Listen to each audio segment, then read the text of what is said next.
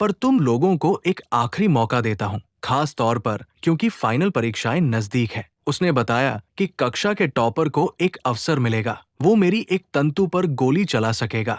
तंतु पर गोली लगने से मेरी गति कम हो जाएगी, तब बाकी लोग मिलकर मुझे निशाना बना सकेंगे, उसने समझाया। ये सुनकर छात्रों का उत्साह बढ़ गया। जीत भी, इनाम भी और अच्छे नंबर भी मिल सकते हैं। आश्चर्यजनक रूप से वही एलियन अब परीक्षा में छात्रों की मदद भी करने लगा ताकि टॉपर सही रणनीति अपनाए। वो उन्हें एक अद्भुत यात्रा पर ले गया। अंतरिक्ष के माध्यम से पूरा ग्रह दिखाई दिया, जैसे परीक्षा की तैयारी किसी महायात्रा में बदल गई हो। जब नतीजे आए तो हैरानी हुई। कक्षा के 6 छात्र टॉपर बने और अजीब संयोग, उसकी भी 6 तंतुएं थी। सबने फैसला किया कि हर तंतु पर गोली चलाकर उसकी गति घटानी है, तभी वास्तविक जीत संभव होगी। दिन रात वे अभ्यास करते रहे, योजनाएं बनाई, निशाने साधे। आखिर वो दिन आ पहुंचा जब सभी ने मिलकर एलियन को बंधा और एक एक करके उसकी तंतुओं पर फायरिंग शुरू कर दी। कुछ विद्यार्थियों ने पानी से उसे कमजोर करने की कोशिश भी की। हर कदम पर हौसला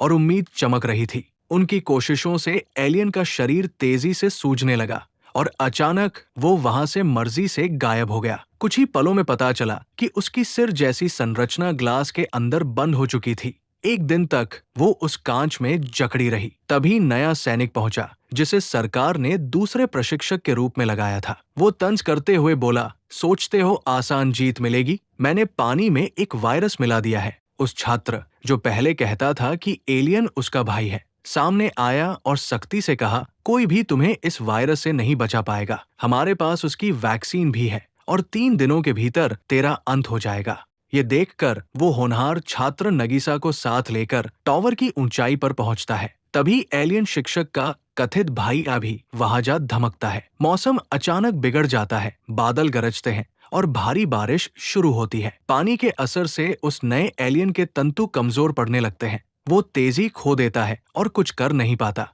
मौका भांपकर नगीसा झटपट आगे बढ़ता है और उसके एक तंतु को काट देता है। दरअसल ये सब पहले से सोची समझी योजना थी। असली शिक्षक की सलाह याद रखकर उन्होंने वैकल्पिक प्लान तैयार किया था। कामयाबी मिलने के बाद नगीसा बिना किसी शोर शराबे के चुपचाप अपनी कक्षा लौट आता है, जैसे ये उसके लिए कोई विजय नहीं बल्कि आगे की तैयारी का एक कदम हो।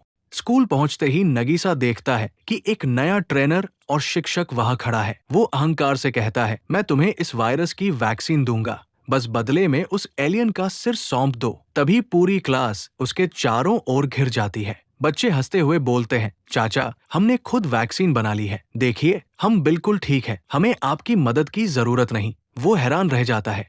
बच्चे उसे मजाक में ले लेते हैं और उसका घमंड धूल में मिल जाता है। तभी सेना के अधिकारी वहां पहुंचते हैं और गंभीर स्वर में कहते हैं, तुम सबको अब आगे के मिशन के लिए तैयार रहना होगा। असली चुनौती अभी बाकी है। सरकार ने घोषणा की, बहुत कर लिया तुमने, अब एलियन को आत्मसमर्पण करना होगा, हम खुद इसे खत्म करेंगे। उसे एक ऐसे कमरे में बंद कर दिया गया जहां चारों तरफ बम लगाए गए थे। पूरा दृश्य लाइव दिखाया जा रहा था और छात्र व उनका शिक्षक स्क्रीन के सामने जमे थे।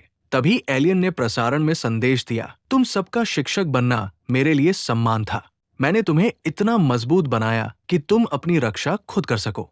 किसी गुरु के लिए इससे बड़ी उपलब्धि नहीं होती कि उसके विद्यार्थी सच्ची समझ और हिम्मत पा जाए। उसकी आवाज में सच्ची भावनाएं झलक रही थी। ये सुनते ही बच्चों की आंखें भर आई। जिसे दुश्मन समझा था वो असल में सबसे बड़ा मार्गदर्शक निकला। ये कहते स्क्रीन पर उसका कमरा धमाके में तबाह होता दिखा। सबको लगा अब वो सचमुच मर गया।